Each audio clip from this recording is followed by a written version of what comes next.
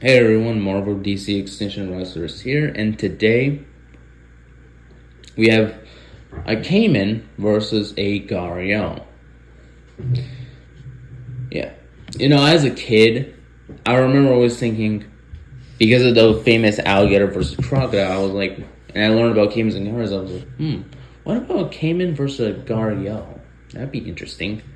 But yeah, who would win between these two creatures? Well, let's find out. Alright. For starters, I don't think I'm gonna go into a format like who's stronger, smarter, faster, because in this kind of scenario, these two animals are very small in comparison to alligators and crocodiles. But yeah, who would win? Well, no, as a kid, I used to think the Gharial, since it had that elongated snout. However, when I thought more about it, maybe I was wrong, but we'll find out. Now, who would win? Well, now I'm going to do two scenarios where one were in the water and one were on land. Alright, so in the water, who would win? Well, that's actually a tough one because Gharials tend to live in more fresh water, where Caimans, I think they can live really anywhere, whether it's salt water or fresh water. I think they can live any water. I don't think Gharials have that ability.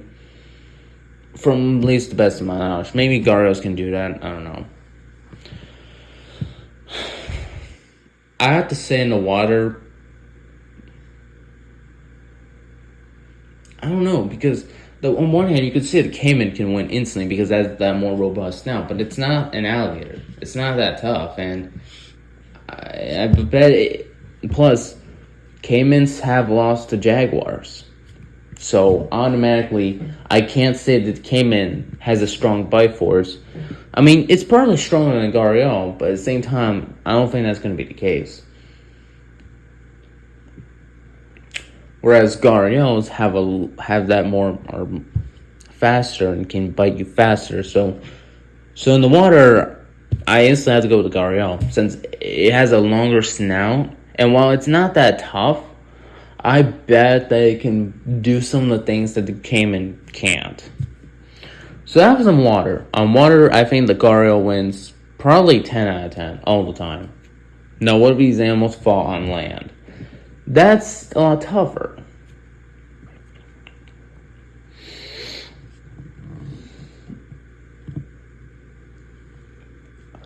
That's tougher because of the fact that, yeah. But yeah, on land, let's see how well Caimans fight on land.